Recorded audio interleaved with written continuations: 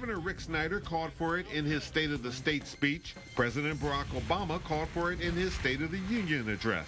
Political bipartisanship. Can Democrats, Republicans, and independents really work together for the good of Michigan and the nation? We'll discuss that topic today with Shelby Township Republican Congresswoman Candice Miller, Detroit Democratic Congressman Hanson Clark, and Lansing Public Relations experts John Trescott and Kelly Rossman McKinney.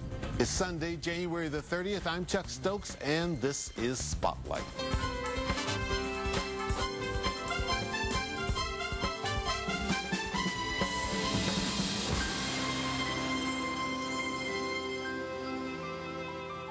And welcome to Spotlight. Joining me is Congressman Hanson Clark in Washington at our ABC Bureau, freshman congressman from Michigan. And here in studio is Congresswoman Candice Miller, veteran congresswoman. And we appreciate the two of them joining us right after the President's State of the Union address. Congressman, I'm going to start with you. This was your very first State of the Union address. What did you like that you heard from the President, and what concerns you as congressman, a new congressman from the state of Michigan? First of all, what pleased me is that the President addressed what Metro Detroiters need. We need good jobs, good manufacturing jobs. That's how we built the nation's economy, was by building great quality automobiles. So the President understands that in order for us to be competitive globally, we've got to use our innovation and hard work and capacity to build new green energy technology, because we're running out of the oil that we need to help power the energy needs of our world. But also he outlined how we can create those jobs by strengthening our schools, which is key, especially for Detroit.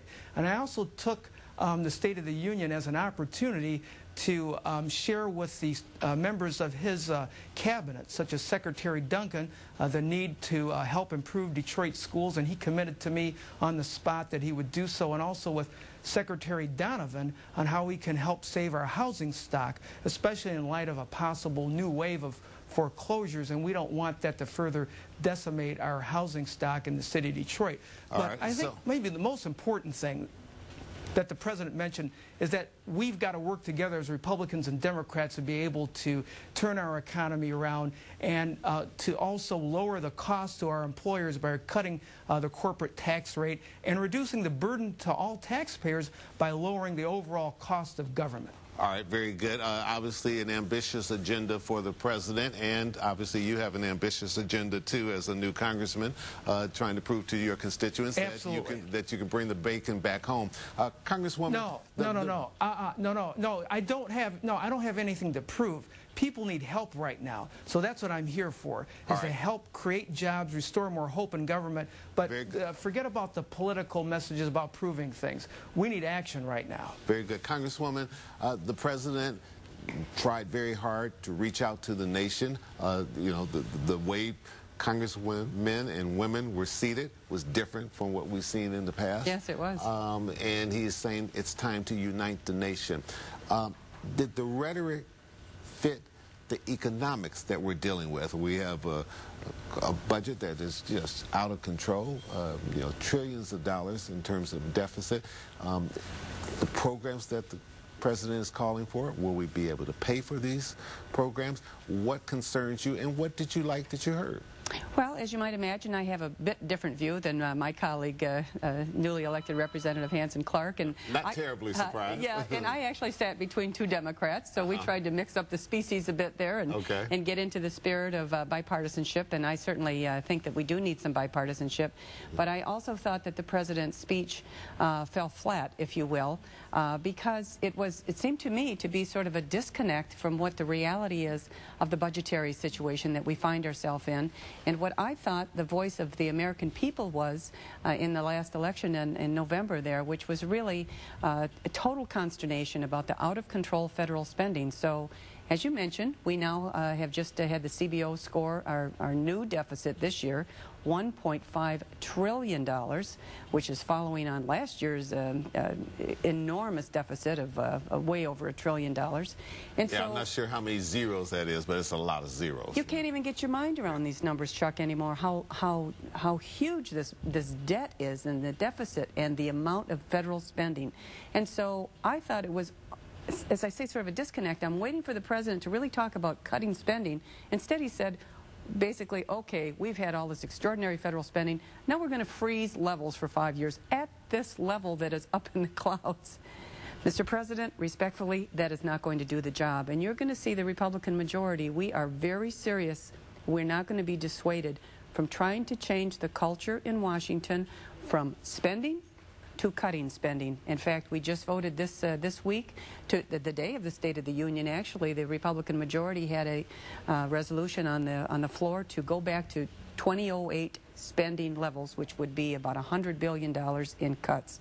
And then, of course, the president followed on by all of this investment in education, investment in alternate energy, etc. And much of he said, because we need to compete with countries like China.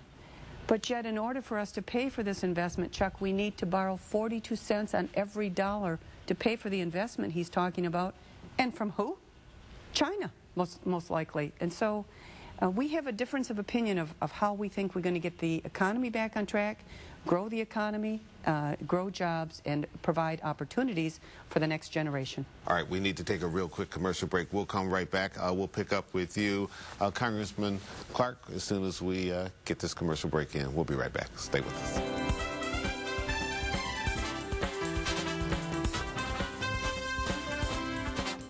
Watch out for winter. Hey, it's Michigan. We get it. It snows. You'll get your weather, you'll get it right. And you'll get it now. The Doppler 7 Weather Team. Sesame Street Live 123 Imagine with Elmo and Friends is coming to the Fox Theater. This high-energy musical will take you to faraway places and teach children they can be anyone, do anything, and go anywhere with the power of their imagination. Don't miss your chance to win tickets to Sesame Street Live February 4th through the 21st. Go to WXYZ.com for your chance to win tickets and download fun coloring sheets too. Don't miss Sesame Street Live 123 Imagine. Hi, I'm Dave Winfield. Now, I lost my mom to breast cancer, which affects 1 in 8 American women during their lifetime. Now, here are a few ways that you can make a difference. Encourage the women in your life to have regular screenings. Be part of the Susan G. Komen Race for the Cure in your town. Or visit ask.com for answers to all your questions. It's our time to come together to end breast cancer forever.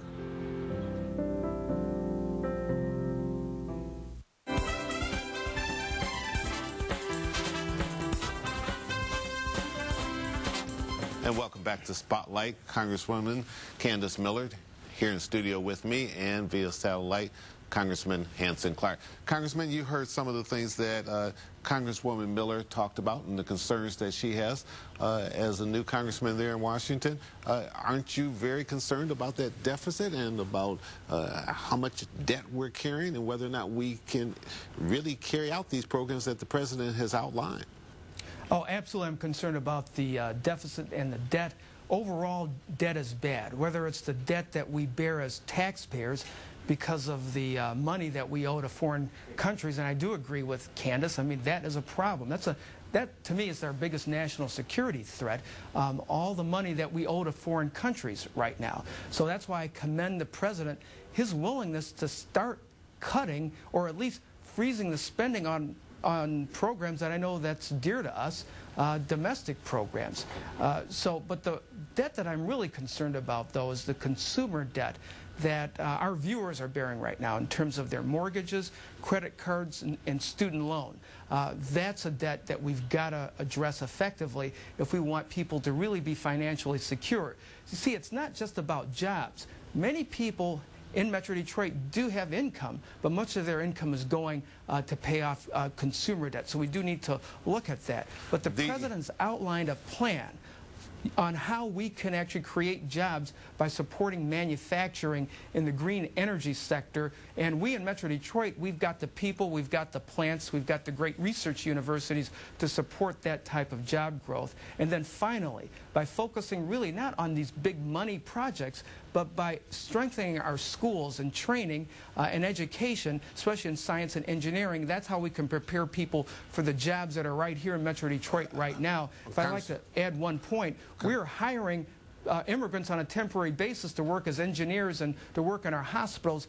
We can prepare Metro Detroiters today for those jobs. We just need to align our training and education to the jobs that are in demand, and that's what the president was focusing on. Sure. He's right on point. Congress, I hate to cut you off. Time is our worst enemy. Very quickly, want you to weigh in on this whole debate over health care, and certainly there are many in Congress who are saying we need to repeal the health care law. Is that the right direction?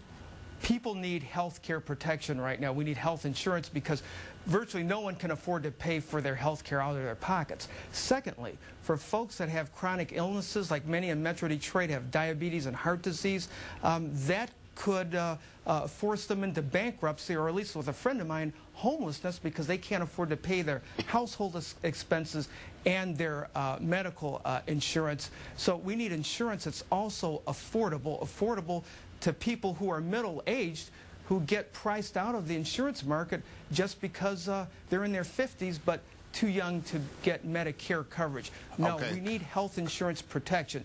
If I could say, the very notion of insurance is to spread the risk. That's what this law does. All right, we're about to lose you on the satellite, but I do want to get Congresswoman Miller to be able to react to that, and we want to thank you for joining us via satellite there from Washington in case we do lose you on the bird. Congresswoman, your reaction to that? Certainly you voted to be able to repeal the health care. Yes, I did. Why?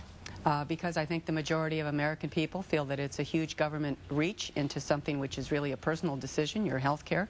And I also believe that it is a job-destroying bill. The cost is well over $1 trillion. And I think that we can bring health care reform by having market forces to bear. And you'll see the Republicans and try to work with the president. In fact, he said in the State of the Union address, he mentioned one thing specifically that both Democrats and Republicans agree on, and that's a portion to repeal part of the health care bill, which is currently called the 1099. In other words, if you, as a business, every time you expend over $600, you're going to have to fill out a 1099 form, which is going to be, you know, I don't know what the cost will be to businesses, but it's a huge burden. So that's an area we can work with the president. And, you know, if I could... And you do believe that there are areas you can work together on, but you do believe that there are going to be some areas in which there are going to be some real differences, and in those areas you guys are going to fight tooth and nail for what you believe. We absolutely are. You know, another area the president did mention that we have a lot of agreement on is some of these trade agreements. The agreement with Panama, the agreement with Colombia, the agreement with South Korea, which I've been against, but now both companies like Ford and the United Auto Workers are in agreement with that. That's something I think we can work together on to increase Americans' competitiveness. In addition to that, the president also mentioned tax simplification, which is something we have a huge interest in on my side of the aisle. And again, we want to work with the president. As he mentioned, America is going to have the highest corporate tax rate in the world. No wonder we're shipping jobs offshore. So there's a lot of area that I think we can have bipartisan agreement on. But our #1 issue is going to be focusing on the economy and jobs, opportunity for the next generation. And in our mind, we think the proper approach is to try to get America's fiscal house in order. Very quickly, transportation is something that our new governor, Snyder, has talked about. This bridge to Canada. You're there in Washington. He's looking to Washington for help. Do you believe that you guys can help him in any way that's needed to be able to improve transportation in this region, whether it's a bridge to Canada or it's light rail coming down Woodward? It's absolutely right, because, you know, one of the critical components of any economic growth pattern has always been the transportation grid. So actually the governor and I have talked already about various kinds of things that we can do. I thought it was very creative the way that he talked the federal government into using creative financing to assist with whether that's the DRIC or projects that would have been left on the table, so to speak, in Michigan if he didn't have the match money here at the state level. And we need to continue to focus, make sure that we get our fair share. I mean, yes, we're going to get the debt under control, but we're still going to spend money on roads and bridges because we already have the federal gas tax and other types of revenue sources. Michigan needs to get our fair share of transportation money back and use it creatively. And you're going to see a very close partnership between people like myself at the federal level from Michigan who are on the Transportation Committee, as well as our new governor, Rick Snyder, who, by the way, I think is off to a wonderful, wonderful start. And we'll be working very closely with our state legislature as well. Very good.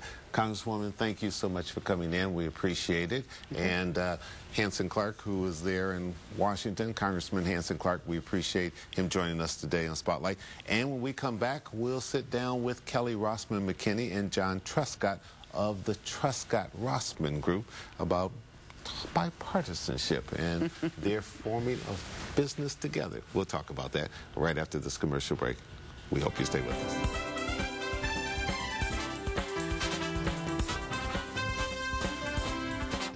7 Action News.